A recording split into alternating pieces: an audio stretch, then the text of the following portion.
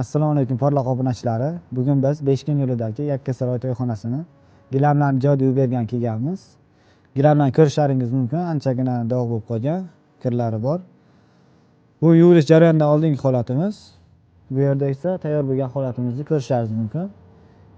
Ikkala holatni solishtirib baho berishlaringiz mumkin. Jarayonlarni kuzatib boringlar. Gilamlarni to'liq yuvib bo'lganimizdagi holatni ham sizlar bilan bo'lishib boramiz.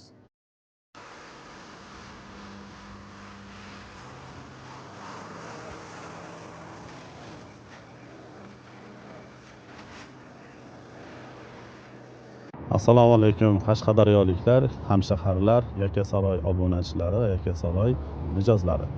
Mana bugun Yakkasaroy to'yxonamizda toza ishlar olib boryapmiz. Tozalik bor joyda, ozodalik bor joyda baraka bo'ladi va to'yxonamizni tozalashga bizga yaqindan yordam beradigan Porloq jamoasiga katta minnatdorchilik bildiramiz. Porloq gilam yuvish jamoasi bilan 2-yildan beri ishlayapmiz. Ishlari juda ham sifatli. Hozir gilamlarimizni yuvishda juda ham bir chiroyli ochilib, ko'rkam bo'lib qoldi, xuddi bir yangi bo'lgandek. Tavsiya beraman, juda ham zo'r, a'lo. Mana Yakkasaroy to'yxonasining mebellarini boshlab oldik. Ko'rishlaringiz mumkin, ovqatdan, ichimliklardan qolgan dog'lar bor. Bularni maksimalni ketkazib beramiz.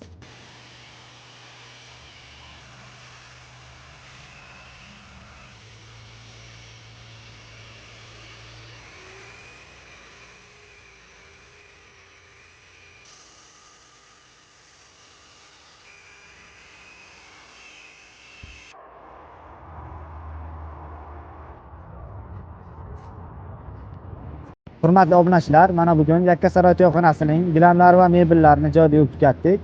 Ko'rib natijasiga baho berishlaringiz mumkin. Kimga shunaqa xizmatlar kerak bo'lsa, quyidagi raqamlarga murojaat qiling.